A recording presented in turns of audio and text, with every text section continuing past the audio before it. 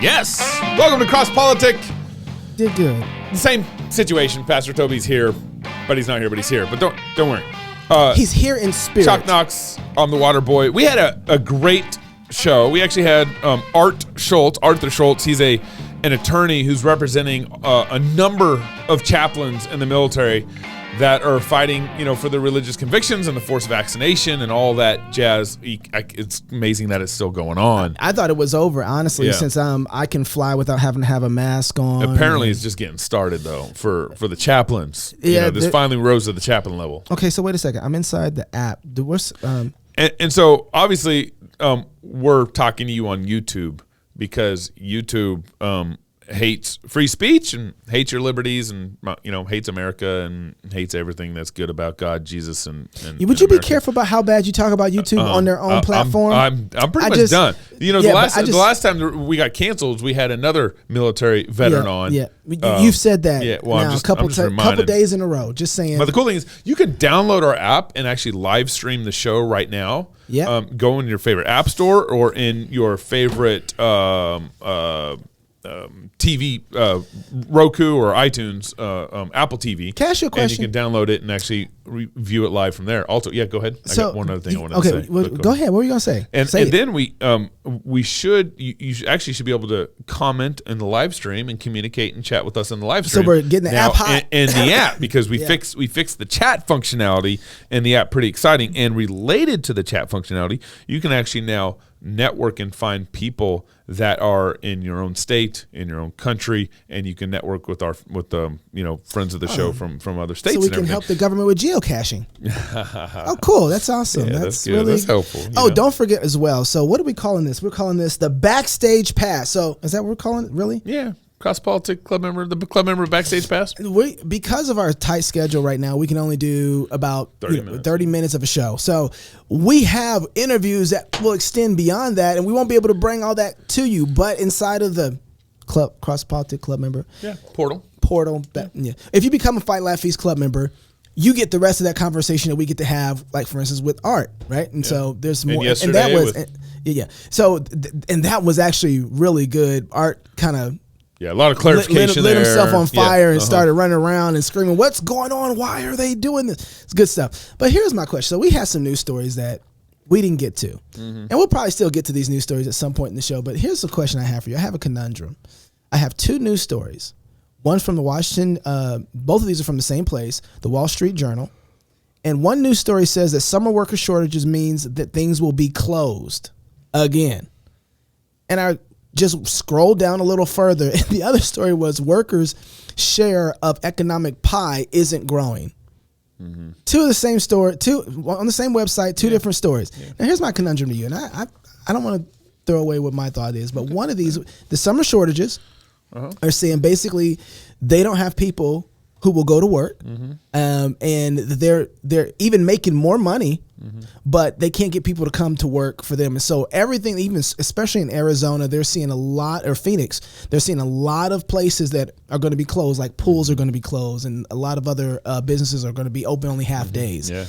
And then flip over to this other story, which is just a scroll down, and the workers who are losing their pie, their cut of the pie, the article is saying that these people are finding work because of the work shortage, but because of the inflation, the work that they're finding where they're getting paid more, it isn't panning out, and they're exactly the same place they were pre-pandemic or in the middle of the pandemic.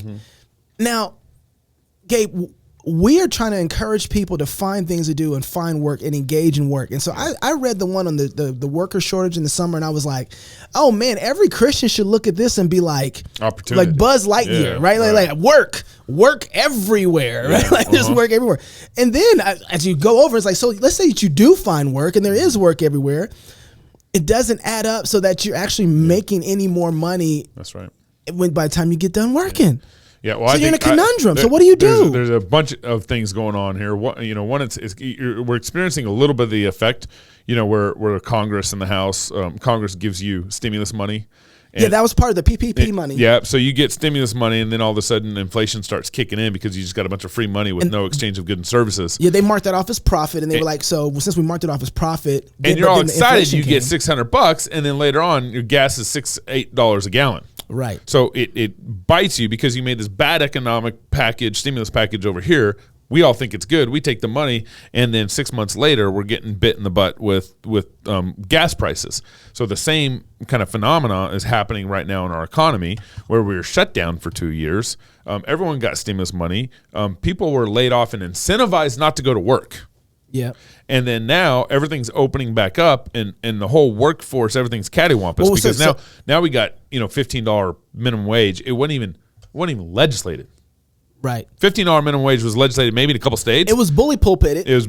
So you got Biden who's like, right? Hey, you want people to come back to work? Actually, that's one of the articles with the workers' share of economic pie isn't growing. It says that they actually listened to Joe Biden and they started paying people $15 an hour. Yep. And then everything goes up. And everything went up. So then now, so while somebody's making more money on one end going to work, they're having to pay out the wazoo on the back end for all the goods and services they have. So they don't feel anything is breaking. And so the only place to make money in these kind of economies is you got to be first in and first out. Explain that a little bit. Meaning that you got to be first in. So you got to be the first one to make $15 an hour, and then you got to be first out because it's all going to go up. It's like when a new company goes on the stock market. Yeah. You being first in oftentimes is a good thing, but then you also got to be first out because that stock is going to drop. This happened to Facebook. Is there Facebook shot off with a rocket, and then the next 3 days it tanked lower. But is there a first out in the job market though? I can see that with stocks, but how do you get first out in the job market? Because you still got to pay for milk. Yeah, no, you still got to pay for cheese. Well, you still got to pay for So there's no way out of that. So here's my question: is as Christians, how, and maybe this is something I would like to work through and think through on the show as we continue to do these dailies. What does it look like to engage with hard work and diligence, a workman that need not be ashamed, right? And so, and then on the top of that, to be able to say, now how does my dollar go far on the back end of that? Yeah. Because we wanted people to get to work. Yeah, that's right. And I would say right now, God has made it really easy for us. We had Rob Sense on to talk about the Sandsdemic a long time ago. That's right. Almost a year ago now. Was it a year? It as long as before our conference, remember? Yeah, at least before that. If you haven't seen that show, it's on the app. Go look. Sandsdemic, really good, really important, and it's still very important. It explains why all of this is happening. And we knew that a population shortage was coming. This is why the government wants to incentivize so much immigration. Well, that's it. So, okay. So in this article, we'll keep going. Yeah. But in this article, that's one of the things that they've done is they've said, okay, we're going to give you 35,000 more work visas on top of the 65,000 work visas that they already have. And they're giving those work visas so that they can actually get workmen to come into America. Yeah. And so that changes things. But I want to be thinking about, okay, here's what I'm thinking about. And maybe you guys can send us contact@crosspolitic.com or news@crosspolitic.com. Some of the ways that you guys are thinking about this as Christians, because we got to work through this idea. I'm thinking about, okay, how do we need in the economy for it to be successful, surprise technology, right? Something that comes into the economy that boosts it, that we weren't expecting, that creates lots of jobs and a new way of looking and dealing with something that solves problems. Now, the way that I've understood this is that you don't get that apart from doing some of the basic things. So you don't get that if you're not working. So you got to be working and engaging in something, and you got to be seeing that thing and saying, well, you know what, this would be easier if we could do this. And then you come up with a technology for that revolutionized the whole business and industry. So I think we need to find ourselves giving ourselves to loving our neighbors, say, how can we serve our neighbors best with the basic things that we have, and then ask God to help us find a technology that then scales up that ability to bless our neighbors more. And I know it sounds like, okay, that you're asking the Spirit God. Yes, I am. I'm asking God to help us be able to create industry to bless and serve others better. And I don't think we get out of this particular situation where we don't have enough. The money doesn't go far, but we got jobs everywhere. Right? I don't think we get out of this particular situation without that process. No economy thrives without innovation. And we need we have to get innovation. What if you walk into an immature comedy economy. Almost same difference, right? It's a joke. And it is a joke. And let's say everyone knows how to make bread, and so everyone's trying to barter and sell bread. Well, someone's got to innovate. Right. Someone's got to come up with peanut butter and jelly, right. and the same thing. This is what happened. You had, when did the yellow cab industry start? 1920s, let's say. About 1920s when the cab, it wasn't yellow cab then, but the cab industry started in 1920s, around that time. And you have almost 100 years of this same old dinosaur way of doing cab. You call the cab and all that stuff. And then Uber comes along, and they take this dinosaur technology and connect everybody through an app, and it blows up. They decentralized it. They decentralized it. But they also made it more efficient.